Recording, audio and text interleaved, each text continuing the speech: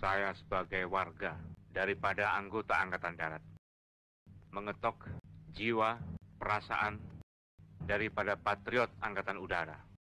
Bila mana benar-benar ada oknum-oknum yang terlibat dengan pembunuhan yang kejam daripada para jenderal kita yang tidak berdosa ini. Saya mengharapkan agar supaya para patriot anggota Angkatan Udara membersihkan juga daripada anggota-anggota Angkatan Udara yang terlibat dalam petualangan ini.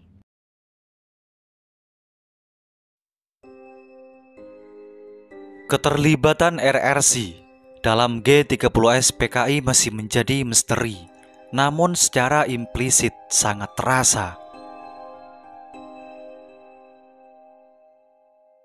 Kecurigaan terhadap RRC memang sempat menguat pasca penumpasan G30S PKI. Namun sedikit bukti yang bisa diungkap.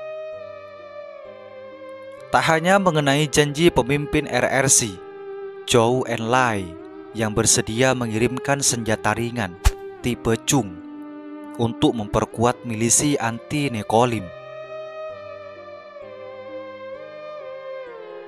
Namun ada beberapa hal lain yang juga bisa ditafsirkan sebagai bagian dari campur tangan RRC atas gejolak politik yang terjadi saat itu.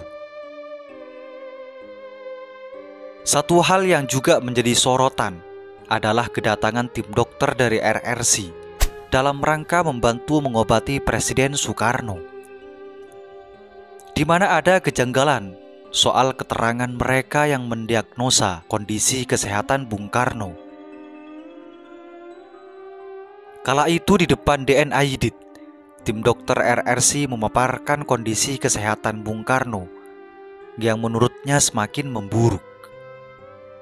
Bung Karno bahkan diagnosa akan mengalami kematian dalam waktu dekat atau minimal akan mengalami kelumpuhan.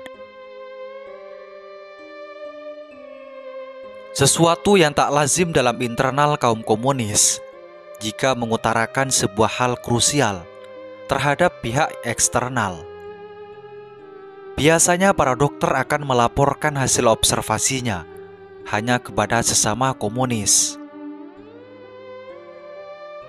Bila ada pihak yang berwenang untuk menyampaikan informasi penting, itu tak lain adalah pimpinan pengurus partai. Diduga bahwa yang hadir dalam kesempatan itu tidak semuanya berprofesi sebagai dokter. Salah satu yang menyertai adalah politikus Partai Komunis Cina yang bertugas memberikan pesan instruksi dari negaranya untuk DNAID untuk melakukan gerakan. Di samping itu, pernah ada kesaksian dari ajudan Subandrio yang mendengar percakapan antara Subandrio dengan pihak Dubes RRC, di mana intisari pembicaraan itu adalah rencana penanganan terhadap Bung Karno apabila revolusi berhasil. Diam-diam Subandrio berencana untuk mengasingkan Bung Karno ke wilayah RRC. Itu terungkap dari mulut Menlu RRC yang bernama Chen Yi, bahwa dirinya sudah menyiapkan tempat yang tenang di Danau Angsa, tepatnya di RRC. Seperti yang dilakukan Pol Pot pasca mengulingkan pemerintahan Norodom Sihanouk, tepatnya di Kamboja. Perlakuan yang sama akan diterapkan kepada Bung Karno.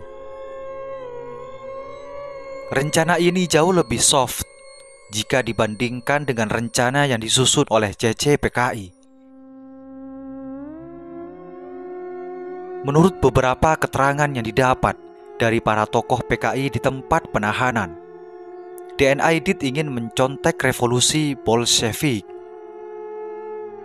Terungkap juga dalam keterangan Brigjen Suparjo dalam dokumen tertulisnya yang berisi kritik terhadap G30S PKI dari sudut pandang kemiliteran, di mana salah satu kesalahan fatal G30S PKI adalah membuka pintu negosiasi dengan lawan sebelum operasi militer terselesaikan. Menurut Brigjen Suparjo, karena G30S PKI adalah operasi militer, maka sepatutnya langkah yang diambil secara keseluruhan haruslah dalam bentuk operasi militer. Tak perlu banyak bernegosiasi. Artinya Brigjen Suparjo menginginkan konflik lebih meluas guna memastikan lumpuhnya kekuatan lawan, sehingga tak ada kesempatan bagi lawan untuk mengkonsolidasikan kekuatan kembali. Brigjen Suparjo juga menilai bahwa Den Aidit sebenarnya masih setengah hati dalam mematik revolusi. Tercermin saat melihat lawan yang tengah panik akibat serangan kilat dadakan pasukan Pasopati. Seharusnya langkah selanjutnya adalah melakukan pengejaran terhadap sisa-sisa lawan yang membuat mereka sepenuhnya lumpuh.